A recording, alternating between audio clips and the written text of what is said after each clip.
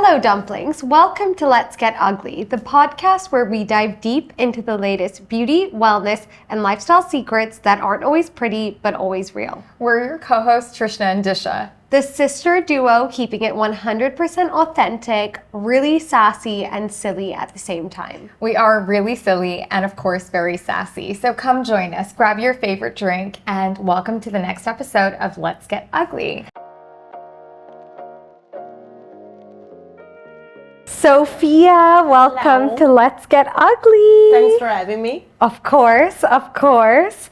I mean, your work is something that we have followed for so long, being with you in the same building for many years. Very true. For background info, we all lecture together, which is really nice. Yes, we do. But I mean, your work and how it's evolved and how you've gone from kind of fashion styling to sculptural work to visual art really challenges how society views identity and creativity, which is so amazing. We are so fascinated in your transition from stylist to artist, and I think that's a really good place to start, to be honest. So could you tell us, how did your early work in fashion shape the visual language that you've developed today? I mean, for me, it's everything. It's in relation to the idea of connection with people. So eventually I see this concept of, if you want to call it concept, the tool of fashion and the tool of art more or less on the same level. So when it comes to my practice in relation to styling, I see very much the connection in relation to what I do eventually nowadays with art and sculpture. I see this connection to the element of communities and the way that I'm trying to express that sense of belonging to a place that eventually we can all relate to, despite you know each other or not. So in that sense, I feel like styling and my early stage in the fashion industry helped me to shape identities, character that eventually we can relate to each other with. What's really interesting for our viewers and listeners that are maybe unfamiliar with your work is your work actually revolves around bodies. And we've had conversations before where you literally are like, oh, that's my stomach, that's my chest. Yeah. Could you explain a little bit about your sculptural work? Like, tell us a little bit about what it looks like to somebody that can't go onto Google right now and they're listening to the pod. Like, how would you describe what your art pieces look like? I mean, that's a tough one in the sense, when I speak with a lot of people, like what they perceive from my sculpture is the idea of discomfort, which eventually translates into the idea of tenderness. So visually speaking, I would say that they look like puppets in a way, but they're much more for me in the sense that I use that tool, the idea of building sculpture through my own body as a way to sort of doing therapy, for myself, to try to find, I suffer for years and years of insomnia.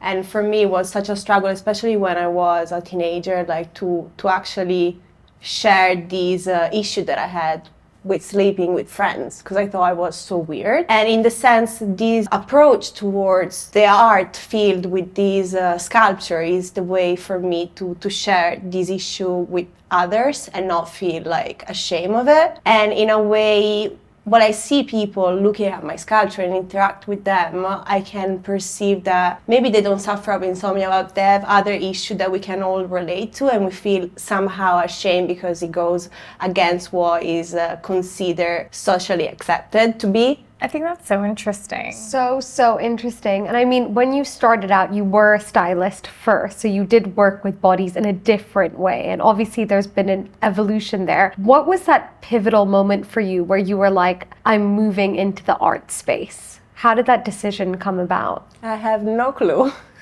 In the sense that I always work in fashion, and like my family work in fashion as well. So for me it was something that it came very naturally, like to go and study, for instance, fashion styling as a thing. I always knew that I loved to create stuff with my own hands, but I never knew how to use that as a work. I always seen and perceived that as a hobby in a way. I'm not sure when it happened, but at a certain level I always knew, because when I was, for instance, every time that I was on set or I was doing commercial job and styling job related, I always felt like something was off, in the sense that I always had the perfect idea in mind on how the image should have looked like at the end. And with other people involved, like makeup artist or model, I always felt that I was never reaching that idea that I had in mind fully. And so in that sense, I started to then develop a huge interest into still life because I had no people. So I could play around with objects. And then from there, I switched into sculpture during lockdown because I was so bored and I was with my best friend, which is a photographer. And we started to play around with like my own clothes. And I started to build around like shapes. And then from there, I started to do all of this. Wow, I think that's amazing as well. And like, especially during a time that was so difficult, then, you know, when you're going through things emotionally at that time to kind of build new art with it, it's amazing. Yeah. I mean, it does extend beyond the sculptures. You've got beautiful paintings, tapestries, music videos. True. I mean, it really is kind of an incredible creative output from you. I was going to ask, are there elements of styling that you link to your work today? Like any key principles? Because at the end of the day, like Disha just said, and we've been discussing, it is all about bodies. So are there elements of styling that are really integral to the role you do today? I think all of them. Like for instance, research-wise, I do research constantly, whether it's fashion-related or art-related, but the methodology that I follow is still what I would use to, for instance, prep a shoot. So I follow a very strict methodology, and through that I'm able to open up. As you said, I do so many, I would say, random things. Like one day I do like drawing, one day I do sculpture, but it's mainly because like I come up with ideas, but before the idea, I have an emotion that I want to express somehow. So through the element of styling mainly, I'm able to express the identity, whether it's through a painting or a music video or a sculpture itself. That's why I'm so broad and I'm doing a bit of everything all together. Yeah, it's definitely the best way to kind of express all of those different skills as well, but having that core methodology is fascinating. So for the students tuning in, the research doesn't leave you ever. 10 billion images does not leave you ever. Ever. Ever, for sure. I mean, in terms of your residency that you had at Show Studio, that was amazing. Do you want to talk people through that piece of work, how it was like, and the nugget that you shared with us before we went on air? Now, after, when was it? Last June. After 6 months, I feel like it's been one of the most beautiful experience that I ever had in relation to my art practice. Back then, I was very scared because it was the first time that I was like building sculpture, but building them not alone in a space, but actually interact while I was interacting with people, which for me is such a struggle. For me, as I said, like I build sculpture on my own body, so it's a very, very, very personal process, which I do most of the time, every single day a bit. And I ended up maybe being a week locked down in the studio for like 19 hours, completely drained. But that's my own process with music, or I listen to books and so on. I love to spend time alone while I'm doing all of this. So for me already, the idea of being in a space with other people, doing my own thing, it was already a bit of a struggle. Then we had the extra element that I didn't know these people. So eventually you have the interaction with the social pressure of being nice, because you need to be nice despite you want to or not. Then eventually it was actually very pleasant. At the beginning I was scared about my own reaction towards those people and the way, you know, like to follow, as I said, a new methodology of building this sculpture. So I was a bit afraid not to be able to actually come up with something. But then eventually it helped me a lot to open up. Because I always talk about, and I was talking with the people from Show Studio. It was quite interesting because I always talk about how I'm trying to express this idea of community and tenderness and the idea of how we are all connected to each other. But then I was the first one to be scared to be connected with someone that I didn't know. So at that stage I realized, and I was like, okay, actually, while I was talking with these people that were completely stranger and people that they had no clue of what I was doing. At some point we had these two old ladies, they came in like randomly and they were looking for a coffee place. And we started to chit chat. They were from Bristol, they were like visiting the nephew. And this lady was like, I don't understand what you're doing, but it looks very, very beautiful. Well done. And I've realized some of those personalities, those identities in that moment stick with me, and they were part of the sculpture as well that I was building at the moment. At least not them as person, but them in terms of emotion. Like for me, seeing someone that is more than 80 years old visiting the nephew, I would think about my grandma. So that's the idea, no, of tenderness that I'm trying to express. I think that it's really interesting, going back to distortion and tenderness. How do you create balance? I don't. I mean, I'm trying to. I don't know if I'm able to. But is it important, do you think? Like, do people need to have both in moderation, or, you know, is it really like personal to a piece of work? It depends how you perceive it, I guess. Because like, for me, one of the main artists that I look after is Louise Bourgeois. If you speak with some people, Louise Bourgeois is the expression of roughness. For some others, I mean, at least for me, for instance, is the idea of tenderness, completely embracing yourself in all the different elements that compose yourself, the art and the beauty of it. So for me, it depends the way that you perceive it. So it's more about acceptance then? I guess, but it starts from your own acceptance of yourself. That's why I think, I don't know if I'm able to, I'm not trying to find a balance, but hopefully I will find it one day. It's more accepting the fact that you have issue. Like I struggle to sleep and I do nightmare constantly. And before it was like I would wake up in the morning and be pissed off and be like, oh no, again, another nightmare. Nowadays what I do, I write them down. I'm like, okay, maybe I can get some element out of this nightmare that I can use to create something beautiful with my sculpture. So it's the way that you embrace what you live throughout the day, I guess. I was also going to ask then, have you seen the movie Substance? Did you watch it? Yeah. I just feel like I would love to know what your take on it was, because I feel like it must have resonated a lot, right? It does and it does not, in the sense that I do understand on one level the fact that you don't want to become old, but on the other side, on the other hand, I'm like, why would you destroy yourself to reach something that you're not anymore? So it means that you never accept yourself already when you were younger. I'm still thinking about that movie because I'm not sure what my point of view is in relation to that. I feel like sometimes, especially when you do this kind of movie that they're a bit mainstream, no, in the sense that they're touching so many people, it's always easy to go and touch those topics that are a bit, I mean, mainstream, no, in a way that we are aware that we struggle with our own body, the way that we perceive ourselves, the way that we dress, the makeup that we use, and so on and on and on. Yeah, I think it's super interesting. I just really wanted to know your take on it because I watched it twice. I rewatched it again this weekend. With me. With Tisha. And of course, who else is going to watch it with her? And we were just chatting about what it meant because I felt like initially like I didn't get it. Right. And I was like, I get it completely. Like in a sense that like I understood that she wanted to go over this transformation. The one thing I didn't understand was if you had a chance to do it all over again. Would you do it? No, I personally wouldn't, but I just thought that she lived the same reality. So that's what I found confusing. I would love to look younger and hotter, but I would do different stuff. Would I? Actually, no. I think I would do the same thing But why again. can you do the same thing, like even if you're not younger? No, younger and hotter. But it's the way that you perceive yourself, no? In a way. Yes, of course. Of course. But I think like this is so interesting because obviously like aging is something that we're all facing. Yeah. Every second of every day, no matter who we are. Yeah, we do. Rapidly.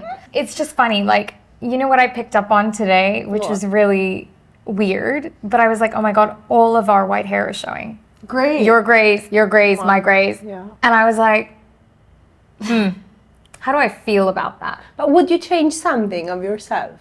I change something all the time. I mean, I'm like happy to inject myself with anything. Cool. I will do any treatment. I will do anything. And I feel like I'm constantly chasing something that doesn't exist. So when I saw the movie The Substance, I was like, cool. See, that's the nice aspect of the movie that I found very connected with what I do every day. Because I look up a stranger. I mean, I have folder over and over, like a random picture of stranger doing gesture or the way that they sit down or the way that they dress and so on.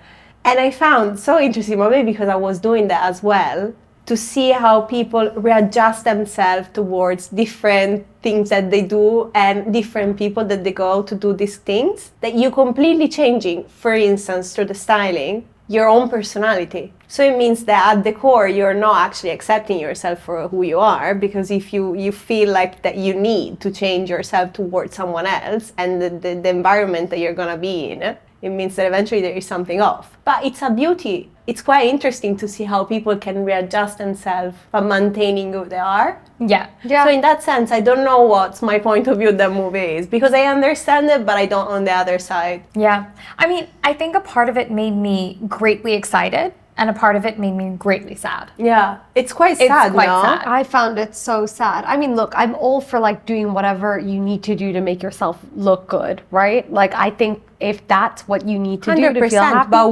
are you gonna be happy at the end? No. That's my question. It was self-destruction. That's the sad part, no? Because I'm totally up to do anything that it makes you feel better, whatever. I know I'm taking some Botox. Yeah, you want to come and get some Botox with me? I would do it if I would be sure 100% that after that I'm gonna be happy and content with myself. Which is not gonna happen. It's never gonna happen. So. It's never gonna It happen. does. I think it does. I don't think it Because does. I did my masseters, right? Because I clench my jaw. Stress. Love it. But after I did it, and I was looking at pictures of myself literally on the phone with one of our cousins like 48 hours ago. And she just got hers done a few weeks ago, like her masseters too. Because I think it's genetic. We all clench. It's a familial trait. But basically, like she was like, did it really make you look that different? And I was like, my face literally like 2 years ago looked distorted to me because it wasn't what I was used to seeing. Yeah. Whereas now that I've done it like 3 times and my face has gone back to normal and I just feel more comfortable. Like if it was 2 years ago, would I be comfortable to start a podcast on camera? Honestly, I don't think so. Truthfully. Interesting. True. In terms of your exploration of the body, is it in a way to go against the societal norms and expectations that we see, especially within the fashion industry? Is that a take on it that you have? Not at all. Not at all, in the sense that maybe yes, but another like question that they usually ask me that I found super interesting that I never thought about is the fact that I usually do female body, but is not in relation to fashion norm or the way that like bodies should be perceived or feminism. Is honestly like is mainly a process that I started to heal for myself. And so that's why I use my body, because using my body is the way that I can connect with people that I don't know, expression that I perceive without knowing those people in front of me. So it's my own taking element from them and translate them into something that I know. And eventually this is why they're also female, because I am a female and I know my own body. I wouldn't be able to express something that I don't know. So it's not fashion norm, but I mean, it can relate in a sense. It's more acceptance of yourself. As you said, you wouldn't recognize yourself 2 years ago, but let me ask you something. When you look at the picture, maybe you are in the best shape ever 3 years ago, and you were not content looking at the mirror 3 years ago. Now you look back at those pictures and you're like, oh, I wish I could be like that. So you like on a cycle, no? An ongoing cycle. And for me, that's why, I mean, we all struggle with our own body, but eventually we are all stuck with it. You cannot leave it. You cannot escape. It's part of you. It's who you are. So it's also a way not to find the funny part of it, like taking the piece as well of like how we are never content with ourselves eventually at the end. Yeah, it's true. Even when it comes to our styling choices. Oh yeah, so full disclosure, this season we're wearing shoes. Yes. And we're wearing outfits styled by Sofia Lai. Thank God. She banned my sparkles, yet look at her. No more socks. Yeah, no more socks. And look at you today in socks and sparkles. Yes. Throwing it in our face like, look girls, you can't do it, but I can. I can. Would you ever return to like fashion styling again? I mean, I still do them. It's not the most enjoyable thing that I would choose to do every day. Yeah. I guess it's also part of something that every day is allowing me to understand and move forward in what I'm doing in relation to art as well. So I'm actually happy to continue to do that kind of job that eventually are not art, but they're mainly styling because they allow me to, first of all, still be in contact with other people, because otherwise I would be stuck in my studio alone, going completely nuts. And second of all, they allow me also to understand how to interact and how to perceive maybe element that comes also for instance from trends, like consumer behavior wise, that allow me to understand how to translate those emotions into what I'm doing and create something that is still relevant nowadays. Definitely. How do you see your worlds moving together in the future? Like, what do you see as your next move? Good question. I don't know. Maybe tomorrow I'm gonna wake up and want to build a house. I'm not sure. What I know, like, is that for the first time ever, in relation to my art, I'm not thinking what is gonna be the next step, which eventually allow me to find a lot of next step altogether, because I'm embracing it fully as something that I purely do to be happy. So I'm not like stressing about, oh, I need to reach this achievement in 2 years time, or I want to do this, or I want to do that. For instance, now I'm working on this exhibition that I'm doing in a year time, and I'm gonna be in the room with some of the work from Louise Bourgeois, and when they told me that, I started to cry. That was for me like the biggest achievement in my life, because I look to her work since I'm like 12. So I do really know, to be honest with you. If you could collaborate with any artist or designer to merge their world with yours, who would it be and why? Louise Bourgeois would be one of those, to be honest. Not to work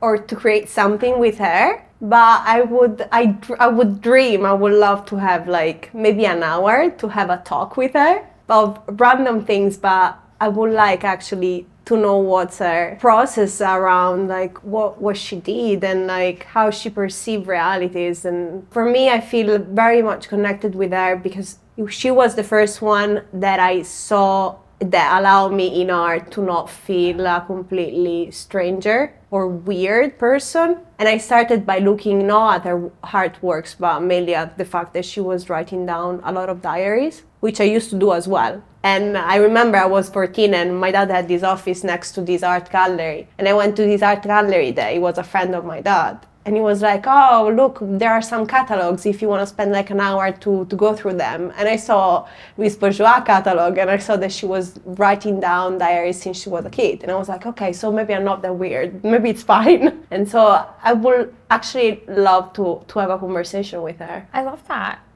Who knows? It may come true. In another world, in another time. Yeah, definitely. We'll help you sort that out. Imagine with metaverse. With literally, it would have to be like, you know how the Kardashians, Robert Kardashian, exactly. It would have to be in that way. Yeah.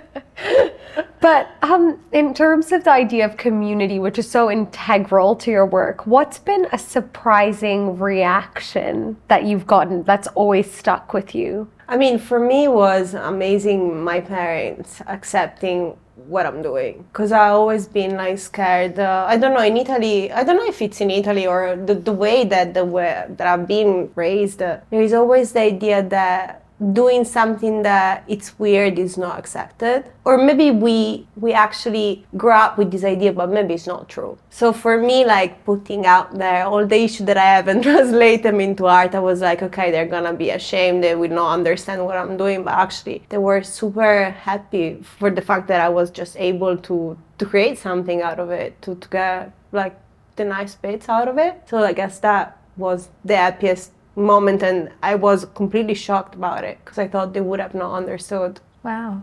That's actually really nice. What does good style mean to you? Good style.